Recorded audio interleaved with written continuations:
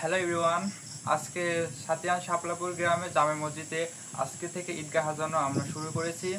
তো প্রতিবারই আপনারা দেখেন যে ঈদগাহ সাজানোর দৃশ্যগুলো। তো এবার আমরা প্রতিটা ধাপে ধাপে আপনাদের ঈদগাহ কীভাবে সাজানো হয় সম্পূর্ণ দেখানোর চেষ্টা করব। তো আজকে 1 তারিখ, আগামী 7 তারিখে ঈদ হবে। তো আজকে থেকে আমরা কাজ শুরু করব। তো আজকে আমরা প্রথমে কাজ করব, আমরা বিগত কিছুদিন আগে ফুল গাছগুলো কেটে রেখেছি যাতে এখন ফুল গাছের কুশিগুলো বেরিয়ে সুন্দর হয়ে যায়। তো আজকে রাতে কাজ করব, এই ঘাসগুলা ছাঁটাই করব এবং এই যে দেখতে পাচ্ছেন খুন্তা, এই খুন্তা দিয়ে আমরা 4 রাউন্ডে খুঁটিগুলো পুঁতে দেবো। আমরা আস্তে আস্তে ধাপে ধাপে পুরোপুরি কাজগুলো করতে থাকবো। আপনারা ভিডিওটি সম্পূর্ণ দেখবেন, তাহলে বুঝতে পারবেন। এভরিওয়ান, আজকে আমরা ঘাসগুলো ছাঁটাই করে দেবো। তো আমরা বিগত কয়েক বছর ধরে ঈদগাহ সাজাচ্ছি। আমরা 10 থেকে 15 দিন আগে থেকে ঈদগাহ সাজানোর কাজ শুরু করি, কিন্তু এবার আবহাওয়ার খারাপ থাকার কারণে আমরা কাজ শুরু করতে পারি নাই। তো আমাদের এলাকায় আজকেও পানি হয়েছে। এখন ঈশান নামাজের পর একটু সেক দিয়েছে, সেই টাইমে আমরা ঈদগাহ সাজানো শুরু করেছি।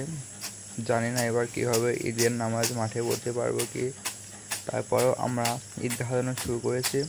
তো সম্পূর্ণ প্রক্রিয়া আপনাদের দেখানোর চেষ্টা করব ধাপে ধাপে। তো ঘাসগুলো ছাঁটাই করা হয়ে গেলে আমরা তারপরে চারিদিকে রাউন্ডের খুঁটিগুলো আজকে পুঁতে রাখবো এবং আজকে খুঁটিগুলো সম্পূর্ণ পুঁততে হয়তো পারবো না, যে কয়টায় পোতা হয় না কেন। আগামীকালকে আমরা মসজিদের সম্পূর্ণ এরিয়া ঘাস ছাঁটাই করব এবং খুঁটিগুলা পুঁতে ফেলবো। তো ভিডিওটি সবাই শেয়ার করে দেবেন যাতে সবাই দেখতে পারে। তো আমরা খুঁটিগুলা খোঁড়ার পর আমরা খুঁটিগুলা সবাই পুঁতে দিলাম। তো এবার 7 তারিখে ঈদ, আমরা 7 দিন আগে কাজ শুরু করেছি।